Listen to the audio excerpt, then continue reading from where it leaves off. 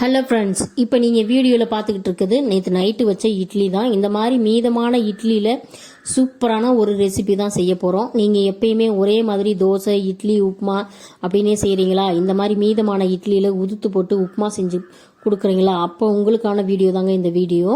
இந்த ரெசிபி செய்கிறதுக்கு முன்னாடி நம்ம சேனலுக்கு சப்ஸ்கிரைப் பண்ணாமல் பார்க்குறவங்களாம் சப்ஸ்கிரைப் பண்ணுங்கள், லைக் பண்ணுங்கள், ஷேர் பண்ணுங்கள், பெல் ஐக்கானை கிளிக் பண்ணி வச்சுக்கோங்க. அப்போ தான் நாங்கள் போடுற வீடியோ முன்னாடியே உங்களுக்கு வந்து சேரும் நோட்டிஃபிகேஷனாக. வீடியோவை ஸ்கிப் பண்ணாமல் லாஸ்ட் வரைக்கும் பாருங்கள். வாங்க வீடியோக்குள்ளே போகலாம். இந்த ரெசிபி பார்த்தீங்கன்னா மீதமான இட்லியில் செஞ்சதா அப்படின்னு கேட்டாக்க யாருமே நம்ப மாட்டாங்க. அவ்வளவு டேஸ்ட்டாகவும் இருக்கும், பார்க்குறதுக்கும் ரொம்பவே அழகாக கவர்ச்சியாக இருக்கும். பார்க்கும்போதே குழந்தைங்க விருப்பமாக சாப்பிடுவாங்க. இது என்னதில் செஞ்சது அப்படின்னு சொல்லி வினாவாமல் சாப்பிடுவாங்க. அப்படி செய்யக்கூடிய ரெசிபிக்கு தேவையான பொருட்கள்னு பார்த்தீங்கன்னா, ஒரு 3 தக்காளி கனிஞ்ச பழமாக நான் வந்து எடுத்து நான் அரைச்சி வச்சிருக்கேன். உங்கள்கிட்ட இருக்கிற தக்காளி, அதாவது இட்லிக்கு தகுந்த மாதிரி நீங்கள் இந்த பொருட்களை எடுத்து வச்சுக்கோங்க. வெங்காயம் நீள்வாக்கில் வெட்டி வச்சுக்கோங்க, பச்சை மிளகாய் நீள்வாக்கிலையும் வெட்டி வச்சுக்கோங்க. இப்போ நம்ம எடுத்து வச்சிருக்க இந்த இட்லிகளை நல்லா துண்டு துண்டாக நறுக்கிக்கலாம். அந்த மாதிரி சின்ன சின்ன பீஸுகளாக எடுத்து நறுக்கி எடுத்து வச்சுக்கலாம். நீங்கள் எப்பயுமே வந்து வேஸ்டான இட்லி, அதாவது முதல் நாள் நைட்டு செஞ்ச இட்லியை நம்ம சாப்பிடணும்னா கொஞ்சம் கஷ்டமாகவே இருக்கும். ஏன்னா நீங்கள் என்னதான் அதை சூடு பண்ணி சாப்பிட்டா கூட கொஞ்சம் கரகரன்ற மாதிரி இருக்கும், தொண்டையில் நல்லா ட்ரையாக இருக்கிற மாதிரி இருக்கும், நெஞ்ச கறிக்கிற மாதிரி இருக்கும். அதனால சாப்பிடணும் அப்படின்னு தோணும் போது ரொம்ப கஷ்டமாக இருக்கும். அதனால நம்ம வந்து காக்காய்க்கோ இல்லை இதுக்கோ வந்து வேஸ்ட் பண்ணிடுவோம். இப்போ நம்ம சாப்பாட்டு பொருட்களை வேஸ்ட் பண்ணக்கூடாதுன்னு நினச்சா கூட ஒரு சில சமயத்தில் நம்மளுக்கு அது சாப்பிட முடியாமல் இருக்கிறதுனால அதை வேஸ்ட் பண்ணுவோம். நீங்கள் இந்த டிஷ் பண்ண ஆரம்பிச்சிட்டிங்கன்னா உங்கள் இட்லி மீதமானா கூட நீங்கள் வேஸ்ட்டாக போட மாட்டீங்க. இப்போ நம்ம எல்லா இட்லிகளையுமே துண்டு துண்டாக நறுக்கி வச்சுட்டோம். இப்போ வந்து அதை என்ன பண்ண போகிறோம் அப்படின்னாக்க, ஒரு கடாய் எடுத்துக்கோங்க. அதில் நீங்கள் இட்லி துண்டுகள் எவ்வளோ வச்சுருக்கீங்களோ அதுக்கு தகுந்த மாதிரி நீங்கள் எண்ணெய் ஊற்றிக்கோங்க. ரொம்ப அதிகமாக எண்ணெய் ஊற்றி ஃப்ரை பண்ணணும் அப்படின்ற அவசியமும் கிடையாது. கொஞ்சமாக ஊற்றிக்கோங்க.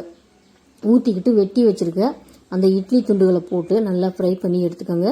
ரொம்ப டீப்பாக ஃப்ரை பண்ணணும் அப்படின்ற அவசியம் கிடையாது. இது எதுக்காக நம்ம ஃப்ரை பண்ணுறோம் அப்படின்னாக்க, நம்ம ஃப்ரை பண்ணாமல் அப்படியே இட்லி துண்டுகளை கட் பண்ணி போட்டோம்னாலும் என்னதான் நம்ம வதக்கினாலும் அது ஒரு மாதிரி கொசன்னு ஒரு மாதிரி உருண்டையாக பிசு பிசுன்னு இருக்கும். பார்க்கறதுக்கே நல்லாவும் இருக்காது, சாப்பிடவும் முடியாது. ஒரு மாதிரி களி மாதிரி ஆகிடும் அந்த டிஷ்ஷு.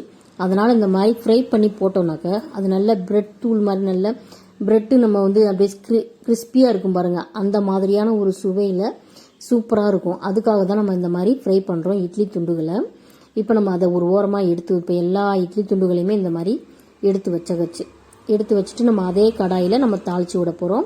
கொஞ்சமாக எண்ணெய் ஊற்றிக்கோங்க. ஏன்னு கேட்டிங்கன்னா, நம்ம இட்லியை வந்து ஃப்ரை பண்ணியிருக்கோம், அதுலேயும் கொஞ்சம் எண்ணெய் குடிச்சிருக்கோம். அதுவும் இல்லாமல் இது நைட்டு வச்ச இட்லின்றனால நெஞ்சு கறிக்கிறதுக்கு, அதாவது ஜீரணமாகாமல் இருக்கிறதுக்கு கொஞ்சம் சான்சஸ் இருக்குது. அதனால் வந்து கொஞ்சமாக எண்ணெய் ஊற்றிக்கிங்க. அதிகமாக எந்த ஒரு டிஷ்ஷுக்குமே அதிகமாக எண்ணெய் ஊற்றாதீங்க. எண்ணெய் ஊற்றி நான் சோம்பு போட்டு தாளிச்சிருக்கேன். நீங்கள் கடுகு சோம்பு போட்டு கூட தாளிச்சிக்கலாம். சோம்பு போட்டு தாளித்த உடனே, பொரிஞ்ச உடனே கொஞ்சம் பூண்டுகளை வந்து நான் நசுக்கி போட்டு வச்சுருக்கேன் தோலோடையே. உங்களுக்கு அந்த தோல் பிடிக்கல அப்படின்னாக்க கத்தியை வச்சு பொடி பொடி துண்டுகளாக கூட நறுக்கி வச்சுக்கலாம். நீங்கள் இந்த தோலோட நசுக்கி போட்டு எந்த ஒரு சமையல்லையும் செஞ்சு பாருங்களேன், அதோட டேஸ்ட்டே வேறு மாதிரி இருக்கும். இப்போ வந்து நம்ம பூண்டை போட்ட பின்னாடி வெங்காயம், பச்சை மிளகாயை நம்ம வெட்டி வச்சுருக்கோம் இல்லையா, அதை நம்ம போட்டுக்கலாம். இந்த வெங்காயம் ரொம்ப வந்து டீப் ஃப்ரையாக வதங்கணும் அப்படின்ற அவசியம் கிடையாது. இந்த டிஷ்ஷை பொறுத்தவரையில் வெங்காயத்தை பொடி பொடியாக நறுக்காதீங்க. இந்த மாதிரி நீள் வாக்கில் நல்லா பெருசு பெருசாக நறுக்கி எடுத்து வச்சிங்கன்னா அந்த டிஷ்ஷில் நம்ம லாஸ்ட்டாக வந்து சர்வ் பண்ணும்போது அந்த வெங்காயம், பச்சை மிளகா நம்மளுக்கு முழுசாக தெரியும் போது ரொம்பவே பார்க்குறதுக்கும் நல்லாயிருக்கும், சாப்பிட்றதுக்கும் நல்லாயிருக்கும். இதில் இன்னும் கொஞ்சம் கூடுதல் சுவைக்கு நீங்கள் உங்ககிட்ட கேப்சிகம் இருந்துச்சுன்னா, அதாவது குடமிளகாய் இருந்ததுன்னா நீங்கள் நடுநடுவில் இந்த மாதிரி போட்டு வதக்குனீங்கன்னா, இந்த பச்சை மிளகாய்க்கு பதிலாக அந்த குடமிளகாயை போட்டு நீள்வாக்கில் நறுக்கி இந்த மாதிரி போட்டு வதக்கியிருந்தீங்கன்னா அதோட டேஸ்ட் வித்தியாசமாக இன்னுமே சூப்பராக இருக்கும், பார்க்குறதுக்கும் நல்லாயிருக்கும். இப்போ கண்ணாடி பதத்துக்கு வெங்காயம் வதங்கிருச்சு. ஓரளவுக்கு தான் வதங்கணும் அப்படின்னு சொல்லியிருந்தேன் இல்லையா, அந்த பதத்தில் வந்துருச்சு. இப்போ வந்து நம்ம அரைச்சி வச்சிருக்க தக்காளி விழுதை நம்ம போட்டுக்கலாம். நல்லா கனிஞ்ச பழமாக அடைச்சி வச்சுக்கோங்க. உங்ககிட்ட டொமேட்டோ சாஸ், அதாவது தக்காளி சாஸ் இருந்தாலும் ஊற்றிக்கலாம். இப்போ வந்து நல்லா அது ட்ரை ஆயிருச்சு. ஊற்றின தக்காளி பழத்தோட சாரெல்லாம் நீங்கி நல்லா ட்ரையாக இருக்குது. இந்த ஸ்டேஜில் நம்ம வந்து 2 ஸ்பூன் தனியாத்தூள், 1 ஸ்பூன் தனி மிளகாத்தூள், அதாவது ரெட் சில்லி பவுடர் போட்டு வதக்கிட்டு நம்ம நல்லா வதக்கிடலாம். அந்த மிளகாத்தூள், தனியாத்தூளோட பச்சை வாசனையெல்லாம் போன பின்னாடி நல்லா போகிற வரைக்கும் நல்லா வதக்கிக்கலாம். சிம்மில் வச்சு வதக்கிக்கோங்க. ஏன்னா தீரதுக்கு ரொம்பவே சான்ஸ் அதிகம். அதனால தான். இப்போ நம்ம பொரிச்சு வச்சிருக்க இட்லி துண்டுகளை அப்படியே இதில் போட்டுக்கலாம். இந்த கிரேவி நம்ம வதக்கி வச்சிருக்க கிரேவியில் போட்டுட்டு நல்லா பெரட்டி எடுத்துருங்க. பெரட்டி எடுத்தாலே இது சூப்பரான ஒரு, இப்போ நான் பெரட்டிட்டேன்.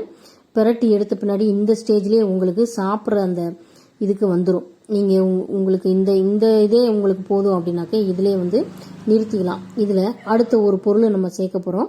அந்த பொருள் என்ன அப்படின்னீங்கன்னா, இன்னும் கூடுதல் சுவைக்கு அந்த பொருள் உங்ககிட்ட இல்லைன்னா நீங்கள் தவிர்க்கலாம். அது என்ன பொருள்னு பார்த்தீங்கன்னா சோயா சாஸ் தாங்க. சோயா சாஸ் ஒரு 2 ஸ்பூன் ஊற்றி இதை செஞ்சு பாருங்களேன். இன்னும் கூடுதல் சுவையாக, நான் சொல்கிறதுக்கு மேலேயே சுவையாக இருக்கும். நீங்கள் சாப்பிட்டு பார்த்தா தான் உங்களுக்கு அதோட இது தெரியும். நான் 2 ஸ்பூன் ஊற்றிருக்கேன். ஊற்றிட்டு நல்லா கிளறிட்டு எடுத்து சர்வ் பண்ணுங்க.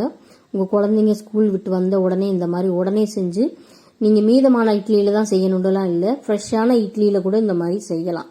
செஞ்சு சூப்பராக இருக்குது பாருங்கள். இப்போ நல்லா அழகாக நான் சர்வ் பண்ணி உங்களுக்கு காமிக்கிறேன். இந்த மாதிரி டேஸ்டியான ஒரு டிஷ்ஷன் நீங்கள் செஞ்சுருக்கீங்களா அப்படின்றத சொல்லுங்க கமெண்ட் பண்ணி. மீதமான இட்லிகளை நீங்கள் என்ன செய்வீங்க, உங்கள் வீட்டில் நீங்கள் எந்த மாதிரியான ரெசிபியெல்லாம் செய்வீங்க அப்படின்றதையும் கமெண்ட் பண்ணி சொல்லுங்கள். இந்த மாதிரி உங்கள் குழந்தைங்களுக்கு செஞ்சு கொடுத்துட்டு எப்படி இருந்துச்சுன்னு சொல்லுங்கள், அதையும் சொல்லுங்கள். நம்ம வீடியோ பிடிச்சிருந்தாலும் கமெண்ட் பண்ணி சொல்லுங்கள். லைக் பண்ணுங்கள், ஷேர் பண்ணுங்கள், நம்ம சேனலுக்கு சப்ஸ்கிரைப் பண்ணுங்கள். பாய். அடுத்த வீடியோவில் பார்க்கலாம்.